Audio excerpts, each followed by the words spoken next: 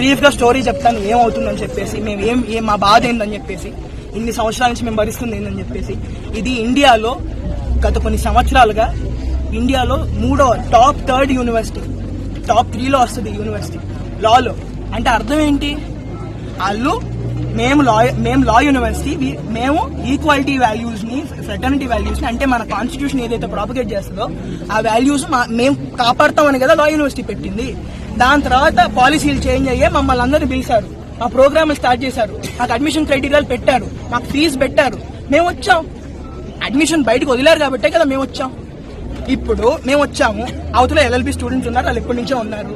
అంటే మమ్మల్ని పిలిచారంటే వాళ్ళకేదో మేము డబ్బులు ఇస్తే వాళ్ళు బాగుపడతారని మేము ఇక్కడికి వచ్చామా?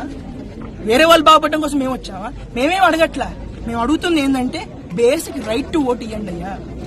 మేము కడుతున్న దానికి మేము క్యాంపస్ లోకి వచ్చిన తర్వాత మమ్మల్ని స్టూడెంట్స్ లాగా చూడండి, అంతే అడుగుతున్నాం. సెకండరీ గ్రేడ్ సిటిజన్స్ అంట, ప్రతి దాంట్లోనూ మాకు అన్ని అంతే. మేము ఎక్కువ ఫీజు కడతాం, ఫెసిలిటీస్ ఏమి ఉండవు. అడగడానికి ఎవరో ఒకరు ఉండాలి కదా పైన. లేదు మీకు హక్కే ఇవ్వం మేము అంటే, మీకు హక్కు కావాలంటే మేమందరం కూర్చొని ఓటేసుకుంటారంట వాళ్ళందరూ.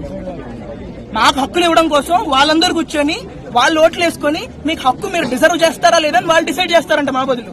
వాళ్ళు ఎవరు మమ్మల్ని డిసైడ్ చేయడానికి? వాళ్ళు అంటే ఇక్కడ మీకు స్పెసిఫిక్ గా చెప్తున్నాను, ఎల్ఎల్బి స్టూడెంట్స్. అంటే ఇప్పుడు ఏదైతే కాన్స్టిట్యూషన్ వాళ్ళు రాసుకున్నారో దాంట్లో వాళ్ళు ఏం పెట్టుకున్నారంటే ఎల్ఎల్బి స్టూడెంట్స్ ఉంటే మాత్రమే అది స్టూడెంట్ బాడీ, వాళ్ళకి మాత్రమే రైట్ టు ఓట్ ఉంటుంది. మిగతా వాళ్ళందరూ వెనకాల కూర్చోవాలి, వాళ్ళు ఏం డెసిషన్ తీసుకున్నా భరించాలి. ఎందుకు అది కాస్టిజం? అది కాదా డెఫినేషన్? మేము గొప్ప మీరు తక్కువ అనేది కాదా చెప్పేది?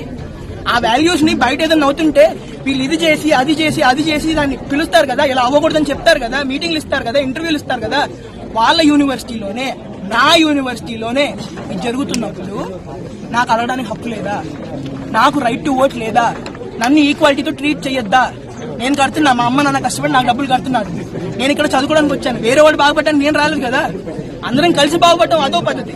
ఒకళ్ళ దగ్గర నుంచి ఇంకోళ్ళు తీసుకుని ఒకళ్ళు బాగుపడిపోయి ఇంకోళ్ళు వెనక పడిపోవడం అదేం పద్ధతి? అందరం కలిసి వెళ్తాం ముందుకి. నేను అంటున్నా, మా డిమాండ్ ఇదే. ఉన్న కాన్స్టిట్యూషన్ ఏదైతే ఉందో అది డిస్మాంటిల్ చేయాలి, అది తీసేయాలి.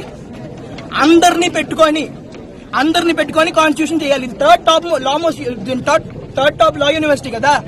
ఇంత పెద్ద ప్రెస్టీజియస్ యూనివర్సిటీ అయినప్పుడు, వాల్యూస్ ప్రాపగేట్ చేస్తున్నప్పుడు యూనివర్సిటీ లోపల చేయరా? Different is not equal, separate is not equal అనే కాన్సెప్ట్ వాళ్ళే కదా ప్రీచ్ చేస్తారు, వాళ్ళే చెప్తారు కదా. మీరు సపరేట్, మేము సపరేట్, కానీ మీరు ఈక్వల్.